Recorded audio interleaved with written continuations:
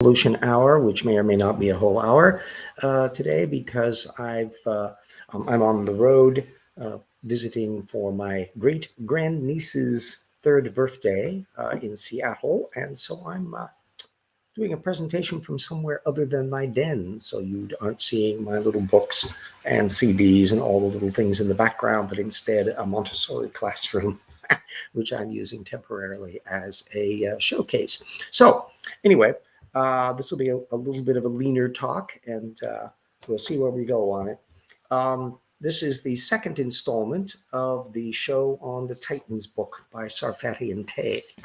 And I'm still plowing through their initial chapter, which is essentially a reprise of the CMI apologetics on young earth creationism. And I mean CMI because it's extremely insular. Hi, Lamont. Okay, yes, we got our window thrown. Oh, let me get my our patrons up in here. I've got that little thing on the screen. Let me put those up so everybody can see that at least for a moment.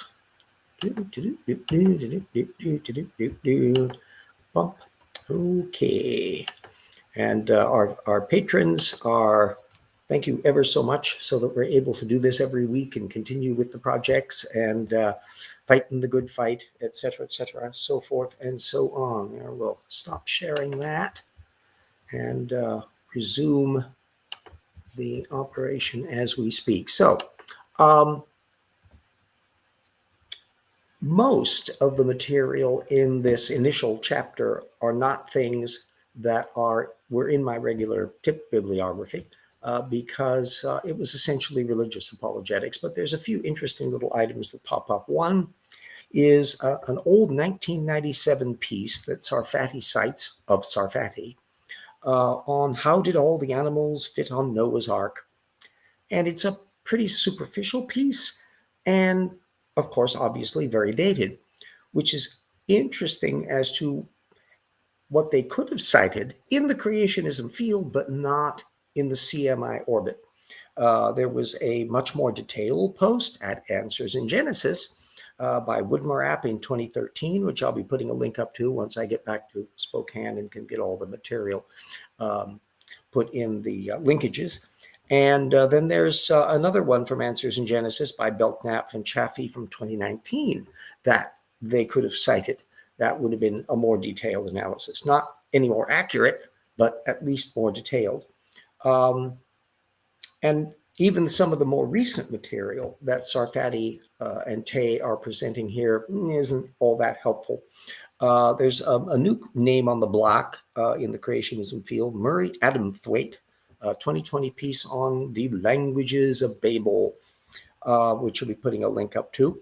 And it's basically full of a lot of bait and switch, some jabs at where did our capacity for language come from? How did language originate? Which is an absolutely fascinating subject and involves a hell of a lot of research that our Adamthwaite is not delving into. All he does is claim it has a major problem for evolutionists and cites just a quote mine bit from a much older general summary, Christensen and Kirby from 2003, which I'll be putting a link to for the whole paper so that you can read really how fairly detailed it was for 2003. Wonder how many creationists believe English originated at Babel. That is an interesting little topic about the whole bit about how recently they think languages are. Of course, because English is part of the Indo-European language family. Functionally speaking, they're insisting that that is coming after Babel. And indeed, the material that's been presented on language distribution in the technical literature doesn't fit that model at all, which indeed Jackson and I are going to be having quite a neat little section on the timings for language origins and the intricacies of how well they don't fit the creationist model. But this little old bit from 2003 they cited had, they quote mined, there is inevitable skepticism regarding whether we will ever find answers to some of the questions surrounding the evolution of language and cognition, at which point they were citing an old 1998 article by Richard Lewontin on the cognition matter, and then they continued, whether the skepticism is justified will depend on how well we can marshal the evidence and tools from all the disciplines reflected in this review. A review that Adamthwaite made absolute no mention of. Could creationists recognize Middle English? I doubt it, yes. Many critics of creationism have pointed out that language evolution is an interesting analog to normal biological evolution, in that you have transitional forms and you have incremental change taking place, where you start out with a language like Old English, which is unintelligible to us. It sounds like a weird version of German. And increment by increment, element by element, change by change, of which there's no miracles, no magic, just human beings slowly shifting language form. You eventually end up with the language that we're speaking now. And it's no coincidence that the intricacies of language evolution are not very well presented in the creationist literature. And this posting that I'll be putting up, why no space Spanish or French, and why did he have to make it take that journey through Latin? Yes, indeed. That's all part of the little problems. And the other problem is they tend to focus on just Indo-European. So they're not paying attention to the American languages. They're not paying attention to Aboriginal languages. They're not dealing with most of the languages of Asia, all of that. There's a brief little reference to Sino-Tibetan in there. I'll be linking to two 2016 review papers, which address at least the more serious take upon the issues of puzzles in language origins, and what needs to be resolved and what hasn't been resolved, and particularly some elements regarding the technical, philosophical approach to these things, the Noam Chomsky type. There's a thing from Chris Knight, which is on the science data side, and it indicates just how difficult it is to tease out which genes are involved, because it's probably not there's no language gene per se, but there's a whole bunch of stuff interconnecting with things. And then there's one also Mark Padgell had done, which is a reviewing of the discussion of the various theoretical approaches to language origin, including Noam Chomsky stuff. And you can compare that to Adamthwaite's piece to give a sense about just how far removed from the data field the creationists are. You're absolutely right. How do they expect to fit the languages in? They can't fit the Native Americans into the scheme. That although they dangle the prospect that all the human beings in the Americas came here after Noah's Ark, there's no real careful documentation of that. And of course, as I analyzed in Nathaniel Jensen's book, that he's stepstoning over a hell of a lot of data to arrive at his super compressed model. So then Adamthwaite's piece had brought up mainly the Indo-European family of languages and mentions only the Sino-Tibetan one, bypassing America and Australia, and insisting without any supporting documentation whatsoever that they originated, quote, at the same time, the second half of the third millennium BC, which is not a thing that is defendable from the scientific data. We'll be going into much more detail of that in volume 2 of The Rocks Were There, which if I was back in my den, I would be going boop, boop, boop, pointing to Rocks Were There, volume 1. I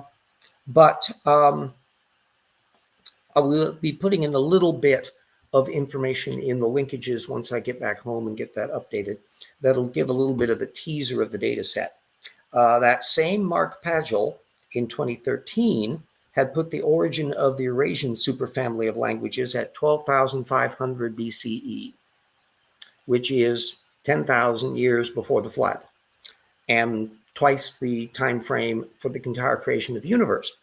And Martin Robitz in 2021 found the Trans-Eurasian subset of that arising among Chinese grain farmers 5,500 years later, which means about 1,000 years before the creation of the universe in the young Earth creationist model.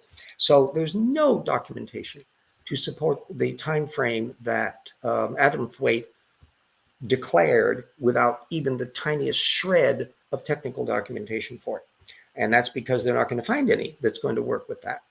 Part 2 of our little discussion here relates to a 2020 paper that was published in Nature by Cloutier on a new fossil, Elpistostege, and its relation to the origin of the vertebrate hand, of which we are vertebrates and we have hands.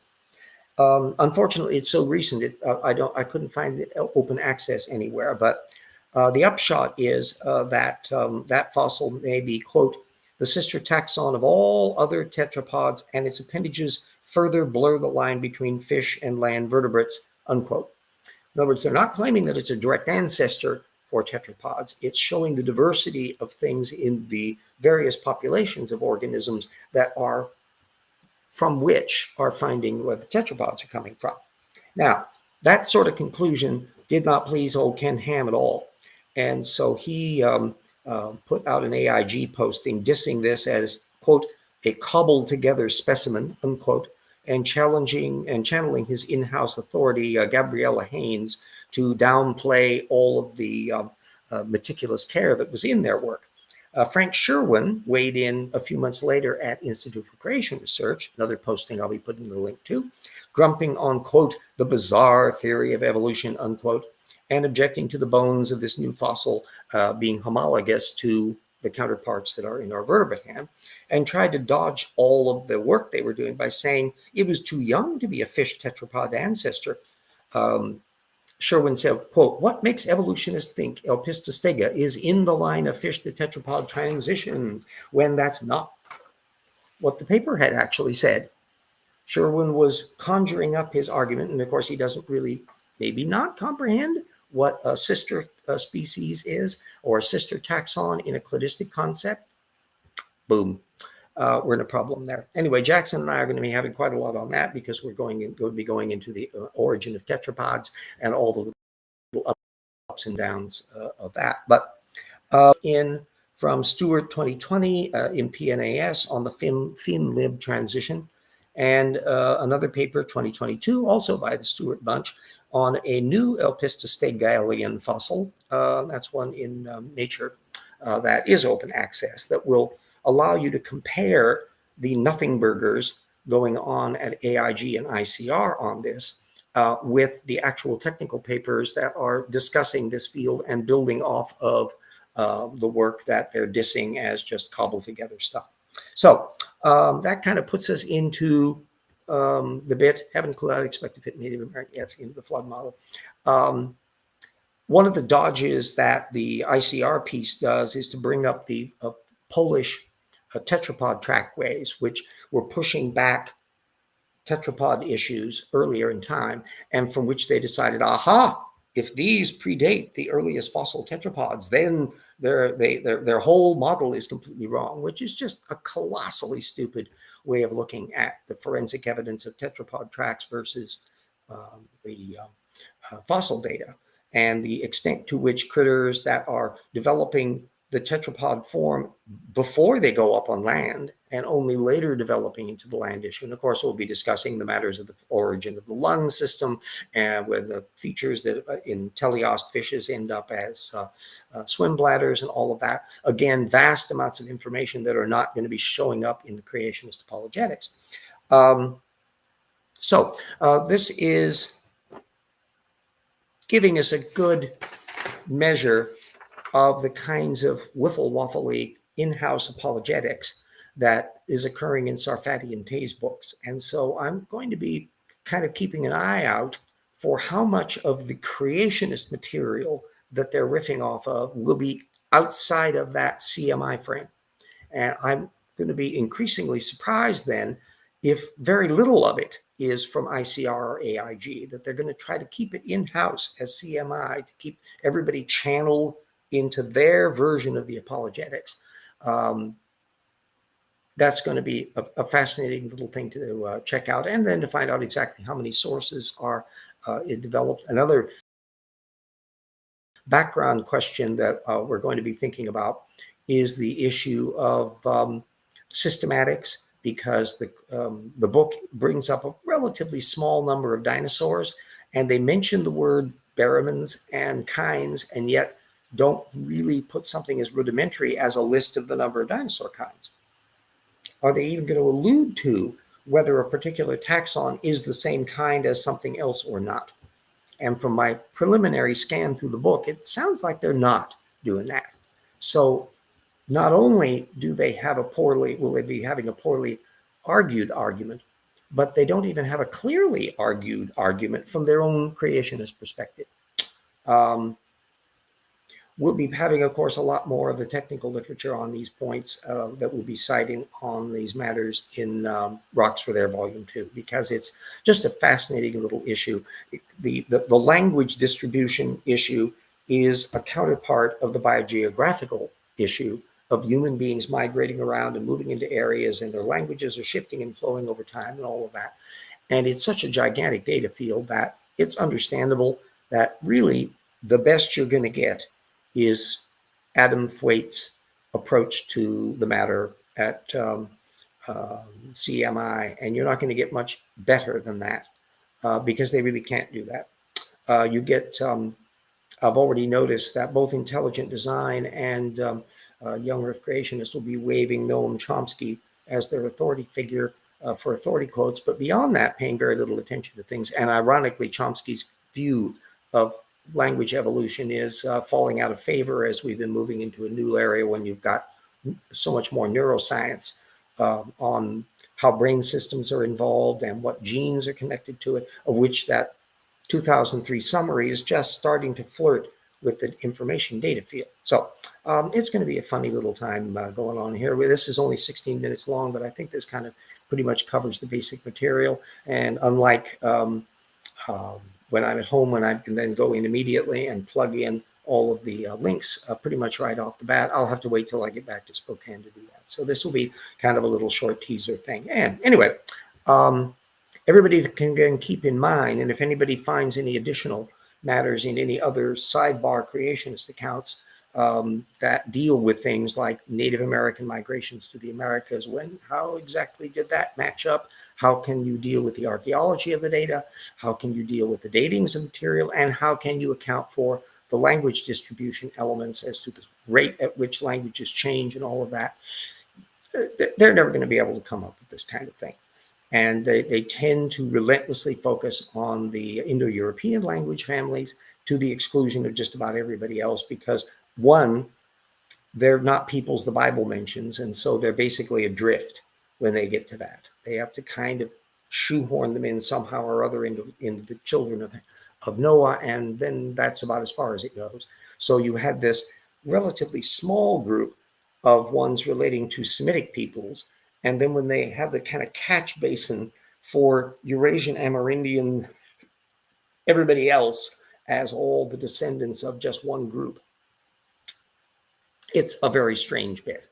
There's not a great deal going on. So anyway, we're a little past 15 minutes on that because this is a truncated thing. I've skipped my intro and book plug material.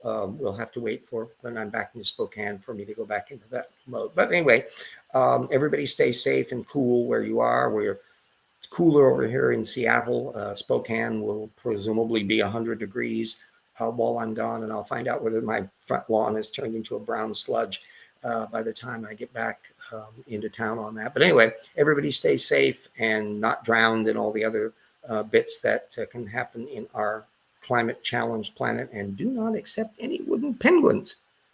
If you do that, then you will be completely wooden penguin free, and all of the travails that will come from that are spared for that. So everybody take care, and we will see you all next week.